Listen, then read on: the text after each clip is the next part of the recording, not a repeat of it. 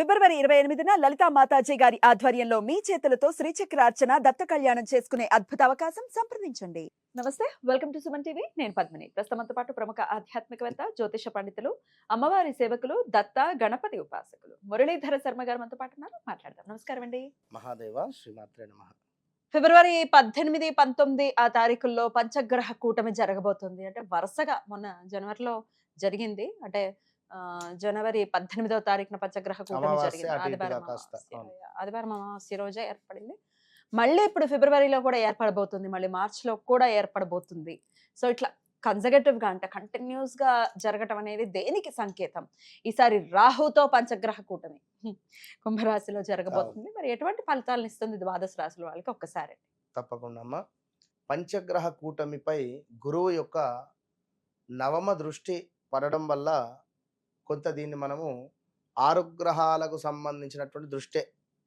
ఓ, ఐదు 5 నుంచి 5 6 కూడా గ్రహాలపై ఓ, గురువుది కూడా దృష్టి పడుతుంది సో కనుక 6 అని కన్సిడర్ చేయొచ్చా? 100% 6 గ్రహాలకు సంబంధించినటువంటి రిజల్ట్ అనేటువంటిది అక్కడ మూవ్ అవుతుంది. ఓకే, సో 6 మెంబర్స్ ఉన్నట్టే అక్కడ. ఇప్పుడు చూపు అయితే పడుతుంది, ఓకే, తన చూపు పడుతుంది అని అర్థం చేసుకోవాలి. Right. మరి అది దేనికి సూచన అనుకున్నా. అయితే ఇక్కడ మరొక విషయం ఏమిటి అంటే, మనము బంగారం రేటు తక్కువ అవుతుంది 2026లో అని చెప్పడం జరిగింది. 26లో June, July, August, September, like July, August, September, October మొత్తం మీద ఈ టైంలో ఎంత తగ్గచ్చండి?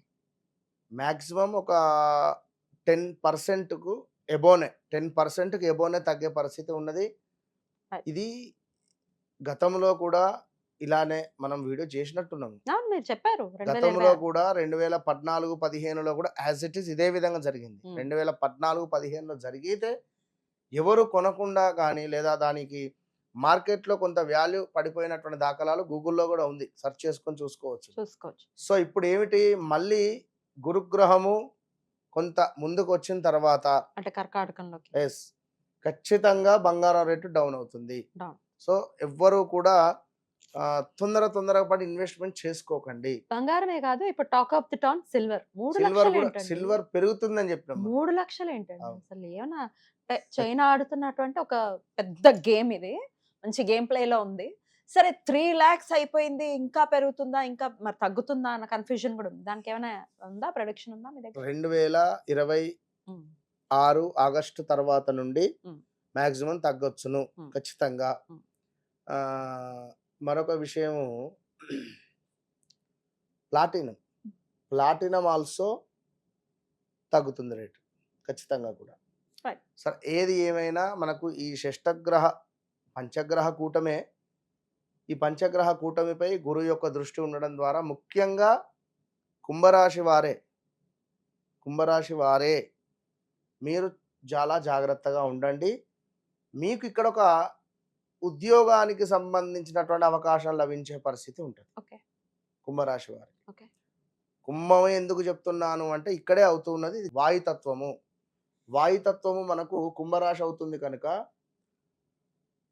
ఇప్పుడు ఏమైనా లైక్ అంటే విహారయాత్రలు కానీ, లేదా ఏమైనా ఇప్పుడు దేవాలయాలలో కొంత శివరాత్రి కూడా మనకు రాబోతూ ఉన్నది ఫిబ్రవరి నెలలో. జాగ్రత్తగా ఉండండి. జనాలు అధికంగా ఉన్నా కూడా ఒక తెలియని మనకు ఇమ్యూనిటీ తక్కువ అవడము, లైక్ ఏదైనా కావచ్చును, తొక్కిసలాటే కావచ్చును, లేదా అగ్నికి సంబంధించినటువంటి ప్రమాదాలు కానీ, వాయువుకు సంబంధించి లైక్ అంటే ఒక కరోనా అని చెప్పలేము కానీ ఏదో ఒక రోగం లైక్ వ్యాధి అనేటువంటిది కొంత ఇబ్బంది కలిగించే విధంగా మాత్రం 100కు 200% ఉంటుంది, ఖచ్చితంగా ఉంటుంది. ఎందుకంటే కుంభము అనేటువంటిది డెఫినెట్గా మనకు ఇబ్బంది కలిగించేటువంటి పరిస్థితే ఉంటుంది కుంభరాశిలో ఏర్పడేటువంటి ఈ యొక్క పంచగ్రహ కూటమి కనుక జాగ్రత్తగా ఉండండి. ఇక మేషానికి ఎక్సలెంట్ రిజల్ట్స్. వృషభానికి అంటే ఎక్కువగా చెప్పను, ఎక్సలెంట్ అంటే ఎక్సలెంట్గా. వృషభానికి బాగానే ఉంటుంది. ఉద్యోగానికి సంబంధించినటువంటి మార్పులు చేర్పులో ఏదన్నా ఉండొచ్చు, చెప్పలేము అది.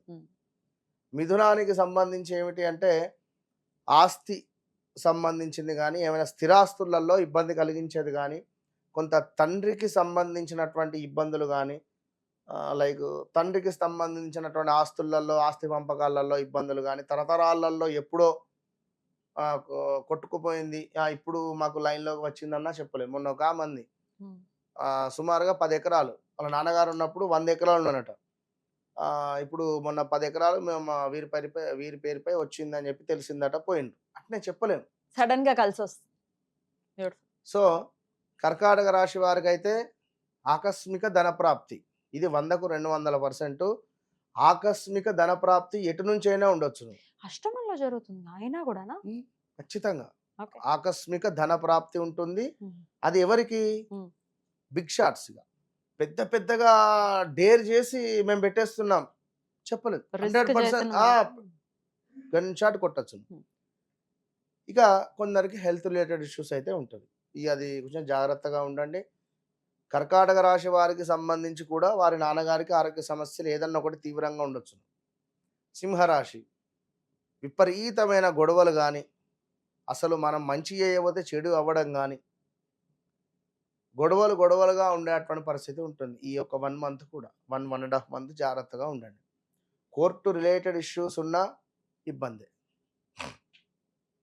కన్యా రాశి వారికి సంబంధించి వారి భర్తకు గాని, కన్యా రాశిది ఒకవేళ భార్య అయితే మన భర్తకైతే వారి భార్యకు గాని హెల్త్ రిలేటెడ్ ఇష్యూస్ ఉండే ఛాన్సెస్ ఉంటుంది.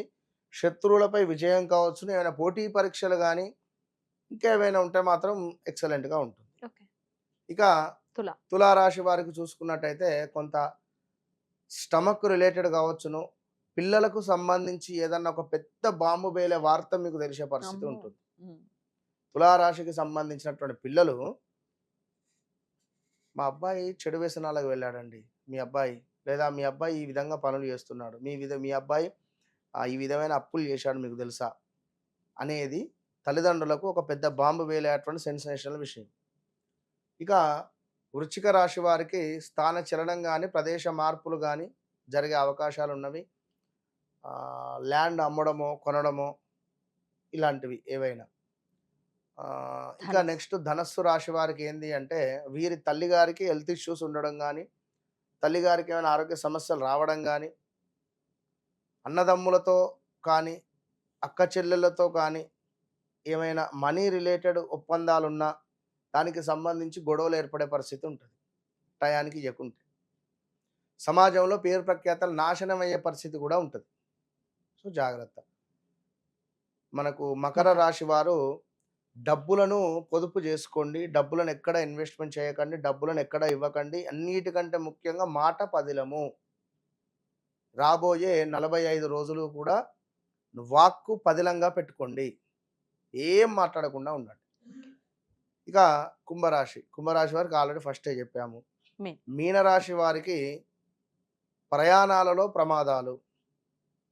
సడన్ ప్రయాణాలలో ప్రమాదాలు గాని, లేదా ఆహ్, విదేశాల్లో ఉండేటువంటి వారికి స్వదేశాల్లో ఉండేటువంటి వారికి విదేశ అవకాశాలు ఇలాంటివి ఉన్నప్పటికీ, ఇదంతా ఏమిటంటే గోచారం. ఒకవేళ మీ వ్యక్తిగతంగా మీకు జాతకం ఉన్నది. ఎక్సలెంట్ లగ్నం. మీ లగ్నంలో ఈ గ్రహం ఇక్కడ అద్భుతంగా ఉంది. మీ లగ్నం అద్భుతంగా ఇన్ని డిగ్రీస్‌లో పడింది. మీ లగ్నాధిపతి అద్భుతంగా మంచి బలంగా ఉన్నాడు. మీకు పంచమాధిపతి గాని, నవమాధిపతి గాని మంచి యోగంగా ఉన్నారు. నడిచే దశ, అంతర్దశలు కూడా బాగానే ఉన్నాయి.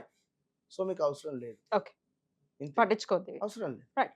అయినప్పటికీ ఒకవేళ అందరికి మా జాతకాలు గూడా తెలీవండి. ఏంటో మాకు తెలీదు. ఏ గ్రహస్థితి ఉందో తెలీదు అనుకునే వాళ్ళు ఎటువంటి పరిహారం చేసుకుంటే విపత్కర పరిస్థితుల నుంచి బయటపడతారండి? తప్పకుండా అమ్మా. మనకు ఈ యొక్క రావి చెట్టుకు సంబంధించినటువంటి రావి ఆకులను తెచ్చుకోండి.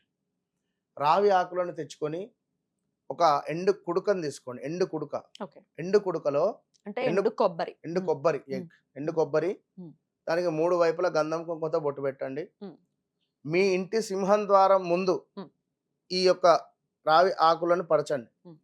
పరిచి దానిపై ఈ యొక్క ఎండు కొబ్బరిని పెట్టి, నువ్వుల నూనెను పోసి, ఒక పువ్వొత్తిని వేసి, హ్మ్. అందులో నల్ల నువ్వులను వేసి, కొంత పచ్చకర్పూరాన్ని వేసి దీపారాధన చేయండి. ఓకే. ఈ దీపారాధన చేసిన తర్వాత తప్పకుండా మృత్యుంజయ మంత్రాన్ని ఒక 108 సార్లు చదువుకోండి. ఓకే. ఇది ఏదైతే ఉందో ఇది చేసే ముందు ప్రదోష కాలంలో మీ కడపను కుదించండి. చక్కగా కడుక్కోండి. సాయంకాలం సంధ్యా సమయం అంటాం కదా! ఆ సమయంలో చక్కగా కడపను కడిగి హ్మ్. మంచిగా వరిపిండితో ముగ్గు వేసి హ్మ్. అమ్మవారికి ఆ దీపాన్ని చూయించి నమస్కారం చేసుకోండి. హ్మ్. అంతే. ఓకే. ఏ రోజు చేయమంటారు ఇది? అమావాస్య రోజు చేయమంటారా? ఇది మనకు ఒక 5 సార్లు చేయండి. హ్మ్. ఎందుకంటే మాది కుంభరాశి లేదా మాది ఇప్పుడు ఎవరిదైతే బాగాలేదని అనుకున్నామో వీరు మనకు ఫిబ్రవరి ఎండింగ్ మార్చ్ ఉగాది వరకు హ్మ్. ఈ గురువు మారేదాకా ఇంతే. హ్మ్. సో, మార్చి 15 వరకు అంటే ఫిబ్రవరి నెల మొత్తము చేయండి. ఈ ఓకే. వీడియో ఎప్పుడు చూస్తే అప్పుడు ఏ ఒక సమయంలో? 5 వారాలు శనివారాలు సాయంకాలం చేయండి. ఓకే. అద్భుతం అండి. చాలా చక్కగా తెలియజేశారు. కృతజ్ఞతలండి. నమస్కారం. మహాదేవ.